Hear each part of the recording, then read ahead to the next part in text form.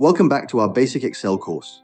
Today, we're going to dive into an essential skill, how to edit data in Excel quickly and accurately. If you've ever entered something wrong in a cell, don't worry because I will show you 3 of the fastest and easiest ways to correct your data without hassle. Let's start with a simple example.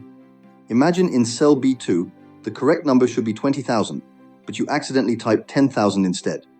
The simplest way to fix this is just to click on that cell to select it, then type in the correct number, 20,000, and hit enter.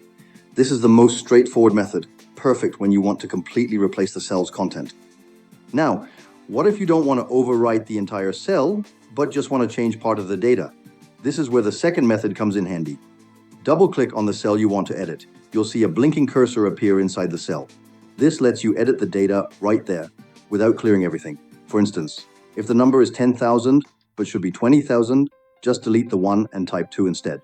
This method is great when you need to fix typos or change just a small part of the content. Finally, sometimes you want to add more than one piece of data inside the same cell but on separate lines. For example, you might want to list 2 numbers or notes stacked vertically.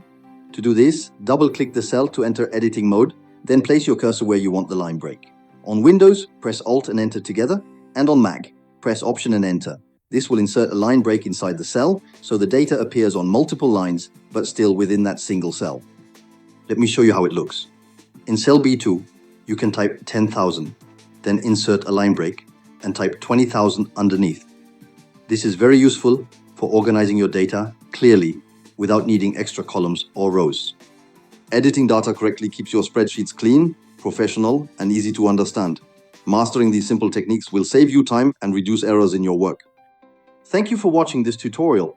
If you found it helpful, make sure to subscribe and follow along for more useful Excel tips that will take you from beginner to pro.